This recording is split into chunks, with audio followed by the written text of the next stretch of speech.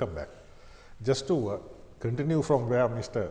Gajendran left off, you know, there was this whole question of what the limit should be. Now, if it is 138,000 per day for you to be brought into the VAT net, that means you'll have to pay, the moment you come into the VAT net, you'll have to pay about 20,000 rupees a day.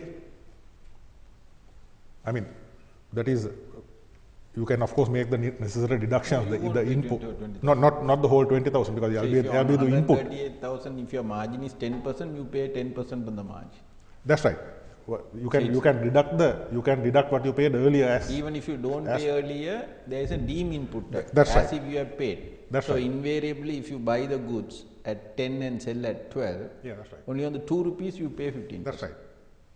But the question is that this person who makes 138,000 a day will have to pay something which a person making 130,000 a day will not have to pay. Yeah. Now, you would have noticed at that seminar that we attended, where a person, Mr. Vitanake, where a person who was making 100 million per quarter had to pay the VAT. That is the last year. But what he said was the shop next to mine was making just slightly below that. And here I had to pay the tax, he doesn't pay the tax. So then where is the justice? ඒකට මොකක්ද තියෙන උත්තරේ mister Vithanage? ඔව් ප්‍රායෝගික බැලුවා. ඒකට මොකක්ද තියෙන උත්තරේ? ප්‍රායෝගික බැලුවාම එහෙම ගැටලුවක් අපිට පහුගිය වකවාඩු විද්‍යාව මොකද 27 දෙනයි එහෙම බලනකොට ඒ 100 මිලියන් වලට තියෙනවා. වෙනකොට ගෙවලා තිබුණේ. ඉතින් එතකොට දැන් මේක රටේ ව්‍යාපාරිකව අපි හැම පැත්තෙම කතා කරනවා ආයෝජන මේව කළ වැඩි කරන්න කියන එක. ඉතින් එතකොට අපි අනිත් පැත්තෙන් දැන් අපි අහන්නේ දැන් අර පහුගිය වැට් එකේ රැල්ලට කතා කරපු ව්‍යාපාරිකයෙකුට දැන් කෝ දැන් ඒ පිටිස යම් කිසි ආකාරයකට මර්ධනයක් කරා. ඒක වෙනම. නමුත් ඊට පස්සේ මේ සම්බන්ධව උන් අදහස් දක්වන එක දුරස් වෙලා තියෙනවා. එතකොට මට අපිට තේරෙන්නේ ව්‍යාපාරිකයන් හැටියට උන්ට 138 නැග්ගුවාම හුඟ දෙනෙක් ඒකට අහු වෙන්නේ. අන්න ඒ කුලකින් ගැලවුණා. What will be the number? Yeah. 27 to what number now? ඊට පසු ආවේ. Oh, no, what he said was that when it was 100 million, it was 27. Yeah, now That, this rate, ඒතර what දැන් will මේ be the 1,38,000 වුණාම කී දෙනෙක් අහු වෙනවද? ඒක නම් මම හරියට ගාන මම නැහැ. නැහැ. there will be no people coming in. Yeah, definitely. Far more. දැන් අර That's the පාරවල් resistance. That is the resistance. That's right. දැන් අර පාරවල් වල බහැලා කඩ වහලා අර ඒ වර්ධන ටික කරපු අයගෙන් රජය අර මට්ටම එහාට ගෙනාවට පස්සේ ටිකක් එදින් අයින් කරා. Yeah, what he's saying is that the people at a level below 138,000 have basically dropped out of the agitation, the anti-VAT agitation. So now it's going on. දැන් අර ශක්තිමත් ප්‍රමාණයක් තමයි අතන ඉන්නේ. හැබැයි අපි දකින්න විදිහට යාලන මොකක් හරි වාසියක් වෙලා තියෙනවා මෙතනට එන්නේ නැති වෙන්න. හැබැයි පාරිභෝගික විදිහට අපි ශ්‍රේෂ්ඨ ගානකින් අපි කොහොමද කතා කරන්නේ කියලා. ඉතින් එතකොට අපි කොහොම කරත් අවසානයේදී මේක වක්‍රබද්දක් නිසා පාරිභෝගික ගෙවන නිසා හැම පැත්තෙම තල්ලු වෙලා ඉන්නේ අපිට. ඉතින් එතකොට දැන් ඔය කියන 27 දෙනාගේ ගාන තමයි වැඩි වෙලා තියෙනවා. හැබැයි අර 33000 කියන අයගෙන් අඩු වෙලා තියෙනවා. ඉතින් එතකොට ඒ නිසා තමයි ඇත්තටම බැලුවොත් ඒක ඔබතුමෝ කිව්වා වගේ ඒක කිසිම සාධාරණත්වයක් පාරිභෝගිකයට නැහැ. හැම කොයි පැත්තෙන් ආවත් ඇත්තටම තමන් අඳින ඇඳුමට මේ වැට් එකක් ගහනවා ඒක සාධාරණයක් නැහැ නේ කොහොමද? එකක පැත්තකින් මේක වැට් එක අය කිරීමේ අතුල අසාධාරණයක් තියෙනවා. ඒකාව ඒක ප්‍රායෝගික ක්‍රියාත්මක වීම තුලත් අසාධාරණකට මුහුණ දෙන්න ලැබෙන පාරිභෝගික හැටියට. දැන් අපි ඇත්තම කතා කරොත් දැන් ඔය දුරකථන බද්ද දැන් 49.73කට එනවා. මේක එනකොට 2010 අයවැයේදී එතකොට මුදල් ඇමතිවරයාට ජනාධිපතිතුමා එතුමා යෝජනා කරනවා the telecommunication industry is the backbone of modern economic. The tax applicable to this sector is complex. Therefore, I propose to combine all such taxes and impose the telecommunication levy of 20%. එතකොට එයා මේ telecommunication levy කියන එක හැදුනේ දැන් 25ක් කියන එක හැදුනේ මේ කියන වැට් එකත් එක්ක. මේ NBT එකත් එක්ක. එතකොට දැන් මේ පසුගිය කැබිනට් මණ්ඩලය ඒකට ආයෙ වැට් එකක් එකතු කරනවා. ඉතින් එතකොට දැන් මෙන්න මේ ඇනුවල් රිපෝට් එකේ තියෙනවා 2011 සෙන්ට්‍රල් බැංක් එකේ. ඉතින් එතකොට ඒකත් මේක තියෙනවා මේක රිප්ලේස් එකක් කියලා. දැන් ඔවුනුත් කියනවා මේක රිප්ලේස් කරලා තියෙන්නේ කියලා. වැට් එකයි NBT එකයි. ඉතින් එතකොට මෙන්න මේ කියන කාරණා දෙකත් එක්ක එතකොට අපි 25 ඇතුලේ තියෙන වැට් එක. NBT එකක් තියෙනවා. එතකොට අපි ආයෙ වැට් එකක් එකට දානවා. එතකොට 49.7ක් වෙනවා. ඉතින් එතකොට ඒක සාධාරණද? මේ රටේ පාරිභෝගිකයන්ට? Yeah, what he's saying is that in 2010, it was all lumped together, the VAT, the existing VAT and all that was lumped together, and it was called a telecom levy. And that was what we were paying. But now they have imposed another VAT, which now is a VAT upon VAT. Now, How the does... world, very good question. The world has changed. Earlier we paid 10 rupees for a telephone call and 1 rupee for a vade. Yeah. Now we pay 10 rupees for a vade and 1 rupee for a telephone call. Now I think 25-30 years ago, I couldn't get a landline to get. This technology has transformed telecommunication industry. It has made affordable. Now the number of mobile phones is more than the population in this country. Right? So it is freely accessible to anyone. And he was also saying the father, mother, grandmother, children, all are having mobile phones. Yes. So the reasoning that may be because 20% and this thing, you know, sometimes there are too much of excessive talking. It is there. You pay some tax also because they have to collect revenue. No. So now the cost has come down phenomenally. Earlier, if you see the telephone bill call, and most of the incoming calls are free. It in the same net, 1 rupee, 2 rupees. You know, that is what it is. You know, those days it was the world has changed. Technology has brought some of these costs down. And when it brings cost down, it is affordable. Then, if it is affordable, there will be a tendency to. There is no equity in taxation. No. There is no equity in taxation. There is no just or fairness in taxation. You cannot justify taxation. Why do you justify is because of the social needs and aspiration. Because of you need the administration. Plainly said, that is what it is. That is what it is. So you have to, that the bottom line is you must collect from the people who can afford to pay and look after the others who cannot pay. In the meantime, some people who cannot afford to pay also get hurt in the process. But telecommunication is a bad example here. It is an essential thing, but no, those days my parents, when I was small, if I go to school till I come back, they don't know what's happening. Now every turn you are following with the call and where you know it is there. Right. You know, so it is you are having an extra privilege, facility at a cheaper cost. So I mean, this is another cost. Yeah, I suppose. Yeah, Mr. Alfonso, now it's like this. Can I make a yes, projection sure, here? I think, you know, I have a different take on the whole thing. First of all, why government is there in the first place? To create economic growth, create jobs, improve people's living standards, make sure that, you know, the income distribution is fair.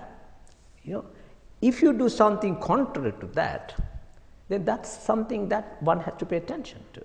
Now, taxes are an essential thing for a government to undertake certain jobs, but tax is not an open check for governments to do whatever they want and come back and say, look, we need this cash.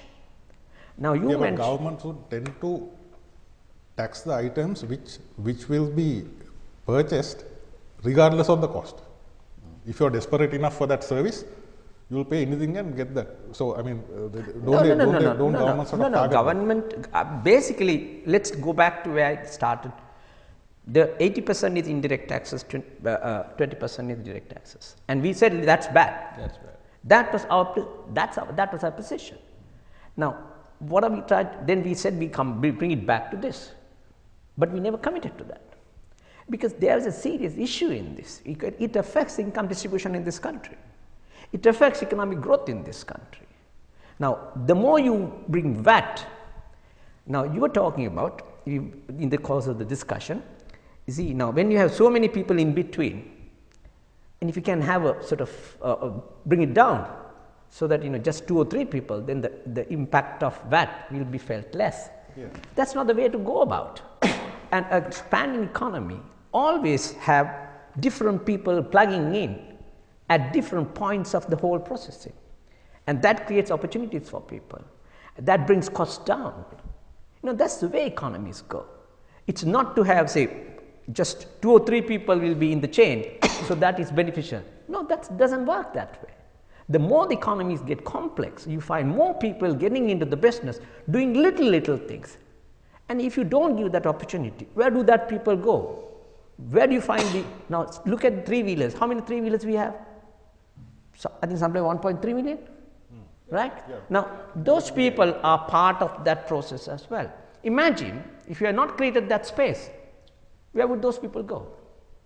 Who's going to provide employment to them?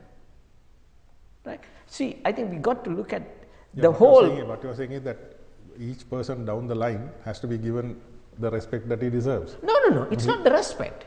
It is the way, it is the efficiency of the economy. And more the economy gets efficient, more we produce. And more economic growth, more money transfers to people. Then you're talking about informal economy. I mean, eventually we will. Yeah, there was one thing that I wanted to ask you specifically. Yep. Now, isn't there something wrong with our tax structure itself as an economist? Now, 25 years ago, when the Ceylon Chamber of Commerce used to send their annual proposals for the budget, the main demand they made was try to reduce the corporate income tax to 35%. Now it is way below that. 28%. So, do you feel that we have stopped, charging these direct taxes, and we have gone more and more into indirect taxes needlessly? I mean, even now they wanted something below 35%. But where are we now? We are somewhere near the 17%, 15%? Now, yeah, but it was proposed to 17%, Yeah. but it might not go back down to 70, it has to remain, they may remain at 28%. At 28%. Yeah, so have we been sort of needlessly moving away from direct taxes? I mean, what is the optimum level of direct taxes? Say a corporate income tax rate.